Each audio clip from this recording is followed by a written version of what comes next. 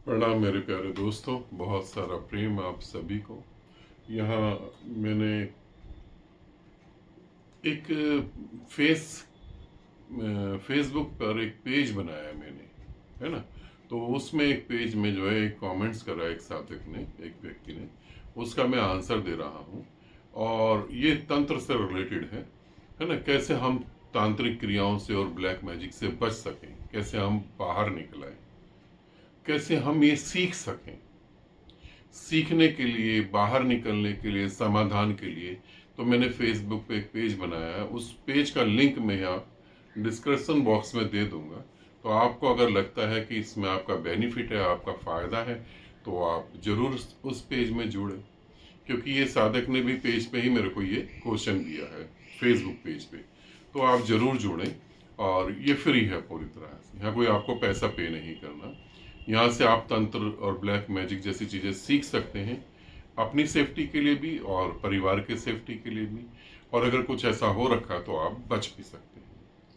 ठीक है, तो मुझे लगा ऐसा करना चाहिए, सो मैंने पेज बनाया है। आप लोग अगर जुड़ना चाहें तो आपका स्वागत है, वेलकम। मैं यहाँ उस प्रश्न को पढ़ देता हूँ जो उन्होंने दिया है। उन्होंने लिखा, प्रणाम गुरुदेव, प्रणाम। क्या कोई हमारी साधना को बांध सकता है, जाप के फल को निष्फल कर सकता है? हाँ, समझते हैं। इसके साथ एक और प्रश्न पूछा है, वो मैं इसके बाद में लेता हूँ। क्या कोई हमारी साधनाएं बांध सकता है, हमारे जाप मंत्र जाप के फल को वो बेकार कर सकता है, या वो खुद ले सकता है इस बात को? तो ये आप क्लियर समझ लें कि जो आपने पूछा है इसमें कोई डाउट नहीं है, कोई संदेह नहीं करें कि ऐसा नहीं होता। ऐसा 101% होता है। मैं जो यहाँ बताने जा रहा हूँ इसे समझने की कोशिश करेंगे। अगर आप साधना कर रहे हैं और साधना में आपने कुछ अच्छी गति कर ली है, आप मंत्र जाप कर रहे हैं, आपने कुछ अच्छी गति कर ली है, और आप किसी तांत्रिक के पास कुछ ही समाधान के लिए या कुछ सीखने के लिए जाने अनजाने चले गए या उससे टकरा गए, तो आपका एक ऑरा होता है, आपकी ऊर्जा का एक सर्कल होता है। उस सर्कल से ये पता लग जाता है कि आपने कितनी साधना में गति करी है। अगर आपने साधना में ठीक ठाक गति करी है तो वो उस व्यक्ति का सूक्ष्म शरीर जो है वो बहुत पावरफुल हो जाता है, वो बहुत पावरफुल हो जाता है। तो वो सूक्ष्म शरीर जो है वो तांत्रिक के ज्यादा काम आता है। तो यहां पर तांत्रिक उस शरीर की चीजों को रोक सकता है, उस ऊर्जा को अपनी तरफ खींच सकता है और ज्यादा ऊर्जावान बन जाता है ना। ये सब कुछ हो सकता है, मगर आपको सिर्फ यहीं तक पता है। इसके आगे जो होता है वो बड़ा भयानक और बड़ा खतरनाक होता है। जब कोई ऐसा साधक किसी तांत्रिक के हाथ में लग जाता है, या कोई साधिका किसी तांत्रिक के हाथ में लग जाती है ना, तो तांत्रिक, अगर वो तांत्रिक है और दिमाग उसका खराब है, तो वो इस कंडीशन में उसकी बलि भी चढ़ा देता है। बलि चढ़ाने का मतलब ऐसा नहीं किसी देवी के आगे आपकी गर्दन काटी जाएगी, ऐसा बिल्कुल नहीं सोचना। ये नहीं, ये तो फिल्मों में होता है, ये ऐसा नहीं होता। तंत्र क्रियाओं से उसकी मृत्यु हो जाती है, और मृत्यु होने के बाद उसके सूक्ष्म शरीर को वो तांत्रिक अपने पास रखता है और उससे बहुत सारे काम करवाता है। अब आप सोचेंगे कि कैसे काम करवाता है? सूक्ष्म रूप से वो काम करवाता है। तो ऐसा होता है गुरुदेव? हाँ, 101% होता है। मगर काफी सारे साधक हैं, उनके साथ तो ऐसा नहीं होता। तो कहीं भी चले जाएं, कुछ भी कर लें, तांत्रिक के सर पे बैठ जाएं, तब भी ऐसा नहीं तांत्रिक कर सकता। फिर ऐसा क्या है? जिन साधकों ने किसी जीवित गुरु के साथ जुड़कर संन्यास लिया हो, या किसी जीवित गुरु के साथ जुड़ के साधना कर रहे हो और संन्यास लेने के बाद गहरी साधना में उतर जाते हैं, उनके साथ ये क्रियाएं नहीं होती। उनसे तांत्रिक भी दूर भागने लगते हैं, क्योंकि वहां गुरु रक्षा करता है, वहां गुरु रक्षा करता है। तो तांत्रिक भी दूर भागने लगते हैं। अगर किसी सिद्ध गुरु से आप जुड़े हैं और आपने संन्यास ले रखा है तो ऐसा कुछ भी नहीं होगा। और अगर संन्यास नहीं ले रखा है, आप किसी गुरु से जुड़े नहीं हैं और कोई भी गुरु आपकी जिम्मेवारी नहीं ले रहा है, तो अब आपका मिसयूज होगा ही होगा।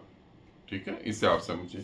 दूसरा प्रश्न ये पूछा है कि गुरुदेव हम प्रेम को कैसे बढ़ाएं।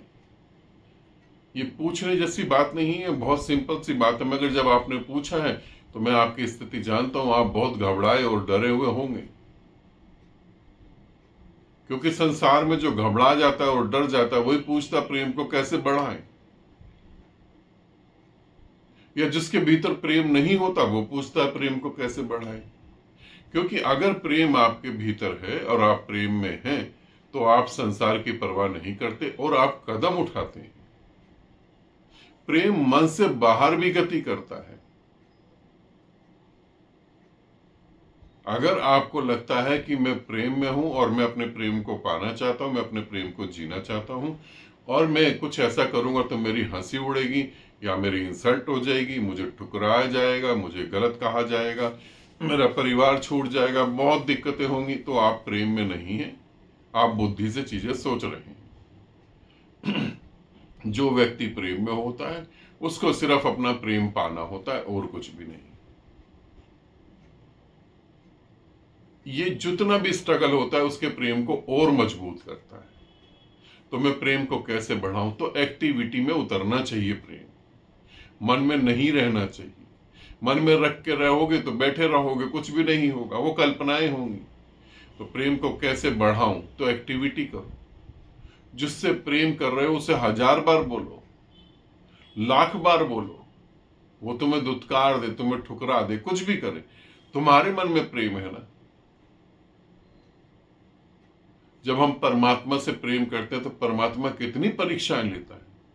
क्या हम पीछे हट जाते हैं? क्या हम छोड़ देते हैं उसको? और यदि हम परमात्मा को छोड़ देते हैं और पीछे हट जाते हैं तो हमने कभी उस परमात्मा को प्रेम करा ही नहीं होगा। हम सिर्फ टाइम पास कर रहे होंगे। जब हम प्रेम करते हैं तो प्रेम हमारी हर हर बात में झलकता है, हमारी हर एक्टिविटी में झलकता है। अगर आप प्रेम में हैं और आपकी कोई भी एक्टिविटी में नहीं झलकता तो इसका मतलब आप अपने आप को धोखा दे रहे हैं, अपना टाइम बर्बाद कर रहे हैं, आप डरे हुए हैं। और डरपोक आदमियों के लिए, डरपोक इंसानों के लिए प्रेम नहीं होता है। वो बस प्रेम की कल्पना करके ही खुश हो जाते हैं।